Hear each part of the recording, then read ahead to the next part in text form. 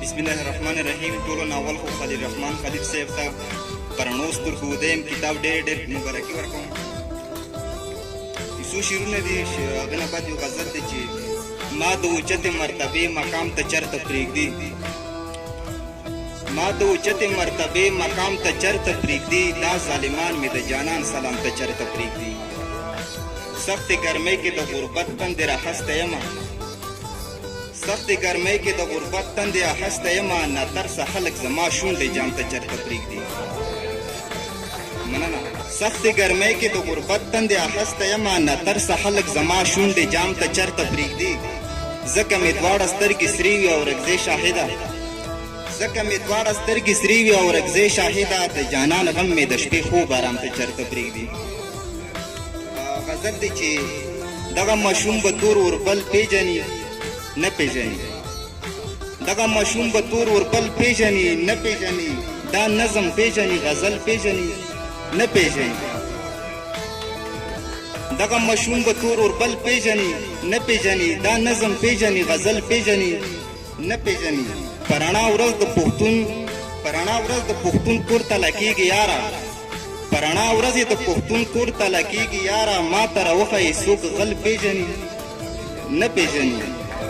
مننه مننه. پرانا ورځ د پښتون کور ته لکېږي یاره، ما ته راوښیي څوک غل پیژني نه پیژني. زما بچي د جنگ بلا سره کنډر کې لوی شو، زما بچي د جنگ بلا سره کنډر کې لوی شو، دوی به د مینې شین محل پیژني نه پیژني. که هر څو وکړي سینګارونه خو بدرنګې ښکاري، که هر څو وکړي سینګارونه خو بدرنګې ښکاري، نن سبا پیغلې سور چرګل پیژني نه پیژني. مننه مننه.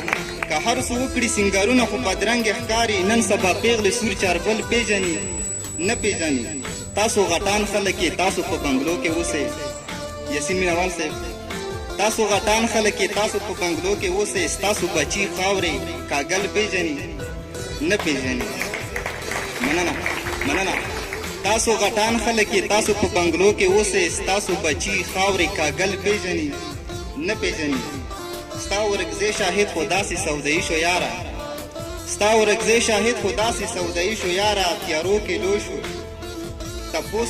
ستا ورکزې شاهد خو داسې سودایي شو یاره، تپوس ترې وکړه چې اوس خپل پیژني نه پیژني. یو څو شعرونه دي چې دا خلک لیوني دي په هر چا پسې بد وایي، دا خلک لیوني دي په هر چا پسې بد وایي، تیارو کې رالوی شوي دي رڼا پسې بد وایي. قسم دې دغه خلک په جنت کې هم خفه وي، قسم دې دغه خلک په جنت کې هم خفه وي، چې څوک مې لکه ګل ګل پښتونخوا پسې بد وایي. مننه. مننه. قسم دې دغه خلک په جنت کې هم خفه وي، چې څوک مې لکه ګل ګل پښتونخوا پسې بد وایي. کیدای شي شاعران مولا نه ښه په دین پوهېږي، کیدای شي شاعران مولا نه ښه په دین پوهېږي، چې ګورم هر شاعر به په مولا پسې بد وایي.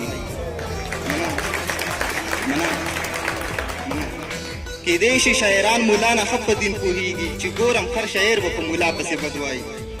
دا خلک به د خدای په فرښتو پورې هم خاندي، دا خلک به د خدای په فرښتو پورې هم خاندي، دا څوک چې ما جز غوندې بندا پسې بد وایي. او زه وایم چې په ژبه یې سور اور چېرته بل نه شي، زه وایم چې په ژبه یې سور اور چېرته بل نه شي، چې څوک ما ورکزي شاهد الله پسې بد وایي. مننه د وخت راکولو.